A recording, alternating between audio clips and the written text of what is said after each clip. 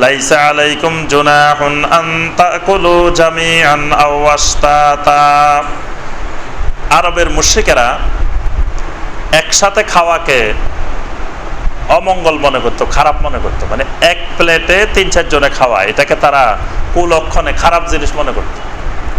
তারা আলাদা আলাদা খাইতো, মানে প্রত্যেকের প্লেট আলাদা, প্রত্যেকে যা খাবে নিজের প্লেটে নিজে খাবে, আরেকজনের প্লেটে খাওয়া যাবে না। আরবের মুশরিকদের অধিকাংশ এরকম ছিল, একসাথে খাওয়াকে খারাপ মনে করতো। আবার কিছু ছিল আলাদা আলাদা খাওয়াকে খারাপ মনে করত, একসাথে খাওয়াকে তারা সৌভাগ্যের লক্ষণ মনে করত। আল্লাহ সুবহানাহু ওয়া তাআলা বলে দিলেন, লাইসা আলাইকুম জুনাহুন আন তাকুলু জামিআন আও আশতাতা। তোমরা একসাথে জামাতবদ্ধভাবে খাও অথবা আলাদা আলাদা প্লেটে খাও, কোনো অসুবিধা নাই। ইসলামে এটাকে কোনো বাধ্যতামূলক করা হয়নি। এক প্লেটে 10 জন, 12 জন, 5 জন, 6 জন খাইতে হবে, এটাও কোনো অসুবিধা নাই, এটাও নাজায়েজ না, এটাও বৈধ। আবার প্রত্যেকে আলাদা আলাদা প্লেটে খাও, এটাও বৈধ। এই জন্য এটাকে সুন্নাহ বানানো যাবে না, যে একসাথে 4-5 জনে খাওয়া এটা সুন্নাত, এটা বলা যাবে না, এটা জায়েজ। আল্লাহ পাক অনুমতি দিয়েছেন যে তোমরা আলাদা আলাদাও খাইতে পারো, একসাথেও খাইতে পারো, যেটাকে তোমরা সুবিধা মনে করো।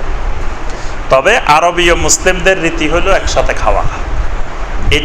এটা তারা মুশরিকদের বিপরীতে গ্রহণ করছে। মুশরিকেরা একসাথে খায় না, এখনো দেখবেন অমুসলিমেরা একসাথে খায় না। অমুসলিমেরা সব সময় আলাদা আলাদা প্লেটে খায়, এক প্লেটে 2 জন 3 জন কখনো খায় না।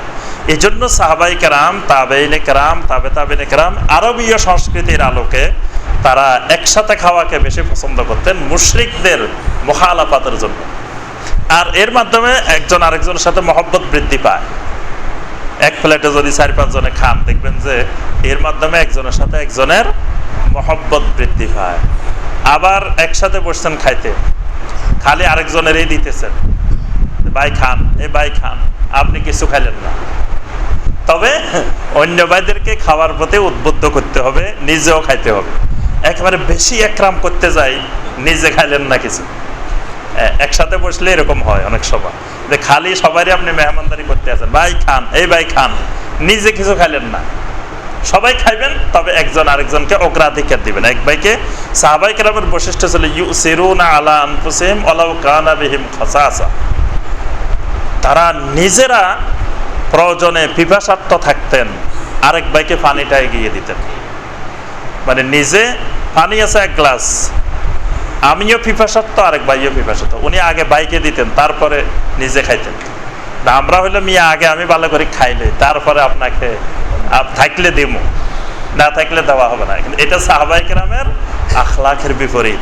তা আল্লাহ পাক এখানে বললেন যে এটার মধ্যে শুভ অশুভ, কল্যাণ অকল্যাণের কিছু নাই, এটা দুইটাই তোমাদের জন্য বৈধ করা হলো। ফাইদা দাখালতুম বুয়ুতান ফাসাল্লিমু আলা আনফুসিকুম। যখনই তোমরা ঘরে ঢুকবে তখন তোমরা নিজেদের ঘরেও সালাম দিয়ে ঢুকবে।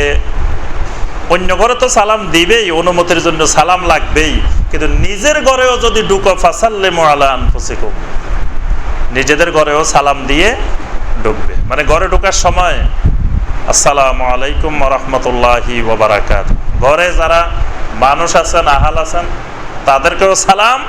আর মুমিনের ঘরে সবসময় ফেরেশতারা থাকেন, ফেরেশতাদেরকেও সালাম। তাহিয়াতাম মিন ইনদিল্লাহি মুবারাকাতান তাইয়্যিবা। এই সালামটা হলো আল্লাহ রাব্বুল আলামিনের পক্ষ থেকে তাহিয়া। এটা একটা তাহিয়া, এটা একটা অভিনন্দন। মুবারাকাতান তাইয়্যিবা, এটার মধ্যে বরকত আছে, তাইয়্যিবা আছে। এরকম একটা বরকতময় পবিত্র তাহিয়া হলো আল্লাহর পক্ষ থেকে সালাম। এজন্য সবসময় বেশি বেশি সালাম, ঘরের মধ্যে সালাম, ঘরে স্ত্রীকে সালাম, তারপরে ছেলে মেয়েদেরকে সালাম, সবাইকে, ছোট বড় যাকে পাই যেখানে তাকেই সালাম। সালামের মাধ্যমে মহব্বত বাড়ে, মহব্বত বাড়লে ঈমান বাড়ে, ঈমান বাড়লে জান্নাতে যাওয়া সহজ হয়ে যায়। সুবহানাল্লাহ। কাযালিকা ইউবায়্যিনুল্লাহু লাকুমুল আয়াতি লাআল্লাকুম তাকিলুন। এইভাবে আল্লাহ রাব্বুল আলামিন তোমাদের জন্য আল্লাহর আয়াতগুলোকে সুস্পষ্ট করে বিস্তারিত বর্ণনা করে দেন। লাআল্লাকুম তাকিলুন, যাতে তোমরা ভালো করে অনুধাবন করতে পারো, যাতে ভালো করে বুঝতে পারো। এই জন্য ছোট ছোট বিষয় আল্লাহ রাব্বুল আলামিন তোমাদেরকে স্পষ্ট করে বর্ণনা করে দেন। সুবহানাল্লাহ।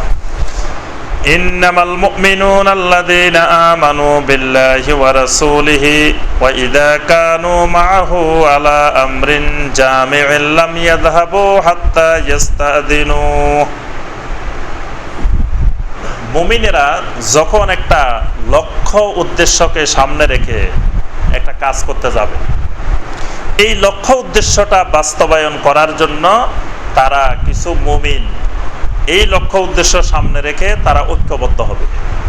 এই ঐক্যবদ্ধ হওয়াটা ইসলামে জায়েজ, এবং এই ঐক্যবদ্ধতার জন্য সংগঠন কায়েম করা, জামাত কায়েম করা, এটাও জায়েজ।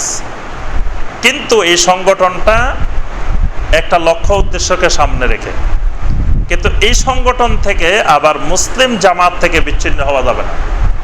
মানে এই আকীদা, এই বিশ্বাস আনা যাবে না যে আমাদের এই সংগঠনে যারা আছে এরাই খালি হকের উপরে আছে আর সব মুসলমান বাতিল, অথবা আমরাই খালি আহলে সুন্নাত ওয়াল জামাত আর বাকি সব আহলুল বেদা ওয়াল ফিরকা, এরকম মনে করা যাবে না।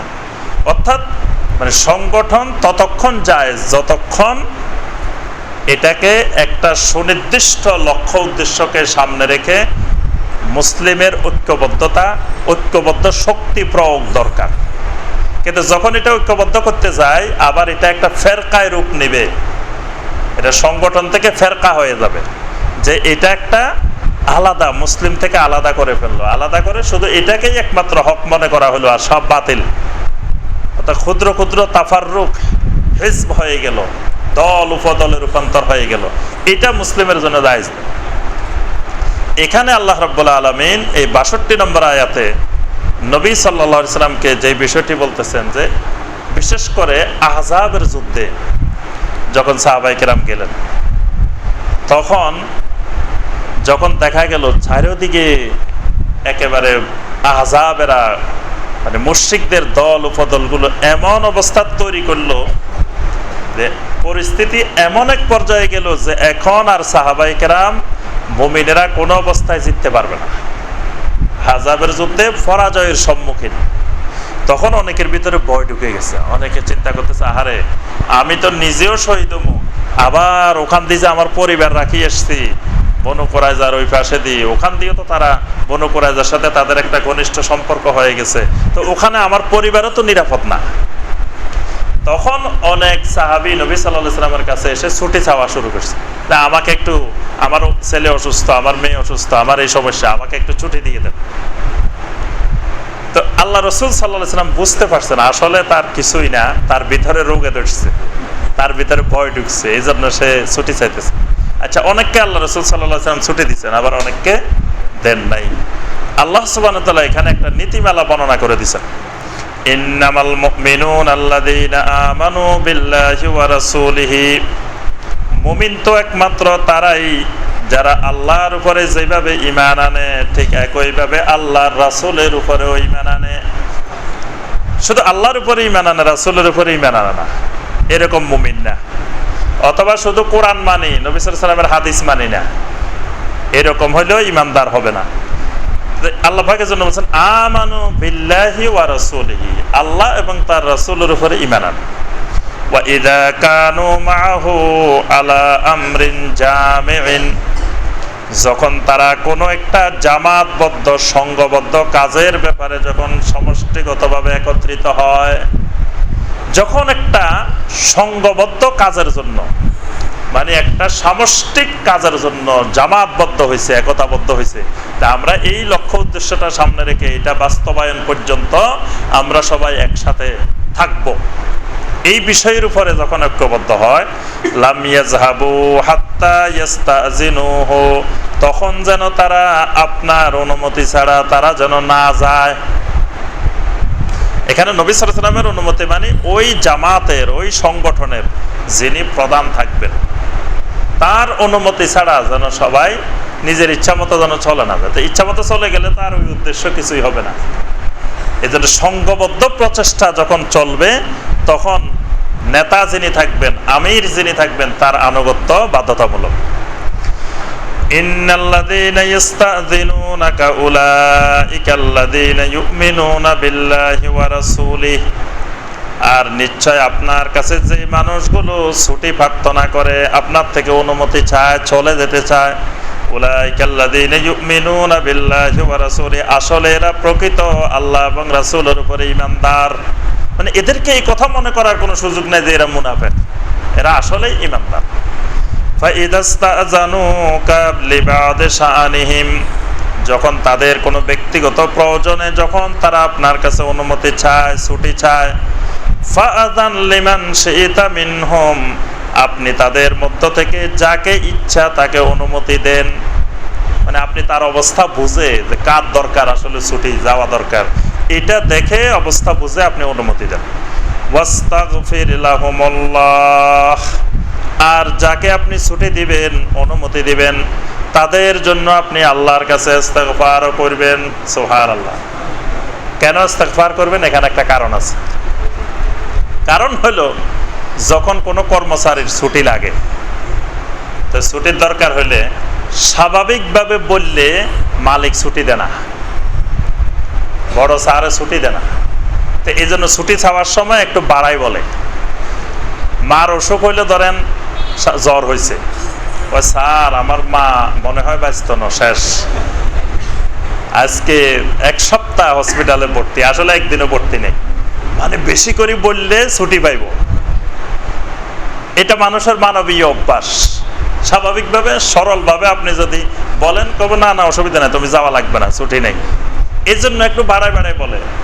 তা আল্লাহ সুবহানাহু ওয়া তাআলা বলতেছেন যে আপনি যখন তাদেরকে ছুটি দিবেন, অনুমতি দিবেন, ওয়াস্তাগফির লাহুমুল্লাহ, তখন আল্লাহর কাছে তাদের জন্য আপনি ইস্তিগফার করেন, অনুমতি চান। সুবহানাল্লাহ। কারণ ওই যে বাড়তি যেটা বলে ফেলছে, এটা তো গুনাহ করে ফেলছে। আপনি ইস্তিগফার করেন যাতে আল্লাহ রাব্বুল আলামিন তাদেরকে ওই বাড়তি যেটা বলছে যে গুনাহ হয়েছে, আল্লাহ যাতে সেটা মাফ করে দেন। এজন্য এটা সবার জন্য সুন্নত। যারা যেই পদে যেই চেয়ারে বসবেন, উনি যখন ওনার অধীনস্থ কাউকে ছুটি দিবেন, সাথে সাথে বলবেন যে ইস্তাগফিরকুমুল্লাহ, আল্লাহ তোমাকে মাফ করে দিক, তোমার জন্য ইস্তিগফার করতেছি আল্লাহর কাছে। যদি বাড়তি কিছু বলে ফেলো, তাহলে আল্লাহ যেন তোমাকে মাফ করে দেন। ইন্নাল্লাহা গাফুরুর রাহিম, আর আল্লাহ রাব্বুল আলামিন হলেন গাফুর, আল্লাহ রাব্বুল আলামিন হলেন রাহিম। লা তাজআলু দুআ আর-রাসূলি বাইনাকুম কাদুআই বা'দিকুম বা'দা। এই আয়াতে কারিমায় আল্লাহ রাব্বুল আলামিন আরেকটি গুরুত্বপূর্ণ নীতিমালা, শরীয়ী বিধান বর্ণনা করেছেন। রাসূল সাল্লাল্লাহু আলাইহি ওয়াসাল্লামের দোয়া আর অন্যদের দোয়া সমান নয়। এখানে দোয়া বলতে মুফাসসিরিন একরাম কয়েকটি দোয়ার কথা বলছেন। এক ধরনের দোয়া হলো আল্লাহর কাছে যে দোয়া করি আমরা, এই দোয়া সাধারণ একজন মানুষের দোয়া, আর আল্লাহ রাব্বুল আলামিন, আল্লাহ রাসূল সাল্লাল্লাহু আলাইহি সাল্লামের দোয়া, দুই দোয়া কিন্তু একরকম নয়। কারণ নবী সাল্লাল্লাহু আলাইহি সাল্লামের দোয়া করার সাথে সাথে কবুল, নবী সাল্লাল্লাহু আলাইহি সাল্লামের দোয়ার ব্যাপারে কোনো সন্দেহ নেই। কিন্তু আমাদের দোয়া কবুল হইতেও পারে, কবুল নাও হইতে পারে। এই জন্য আল্লাহ পাক কোরআনে কারিমে বলছেন, ওয়ালাউ আন্নাহুম ইযযালামু আনফুসাহুম জাউকা, যখন কোনো ব্যক্তি গুনাহ করে, নিজের নফসের উপরে জুলুম করে, জুলুম করার পরে আপনার কাছে আসে, এসে তারা আল্লাহর কাছে ইস্তিগফার করে, ওয়াস্তাগফারা লাহুমুর রাসূল, রাসূল যখন তাদের জন্য ইস্তিগফার করে দিবে, লাওয়াজাদুল্লাহ তাওয়াবার রাহিমা, তখন আল্লাহ রাব্বুল আলামিনকে তাওয়াব, তওবা কবুলকারী এবং রাহিম হিসাবে পাবে। তাহলে এখানে রাসূলের দোয়া এত গুরুত্বপূর্ণ যে রাসূল দোয়া করে দিলে আল্লাহ পাক সাথে সাথে তার তওবা কবুল করবেন, তাকে আল্লাহকে রাহিম হিসাবে পাবে। তাহলে রাসূল সাল্লাল্লাহু আলাইহি সাল্লামের দোয়াকে তোমরা অন্যান্য দোয়ার মতো সমকক্ষ মনে করিও না, এটা একটা। আরেকটা হলো দোয়া মানে আহ্বান করা, ডাকা।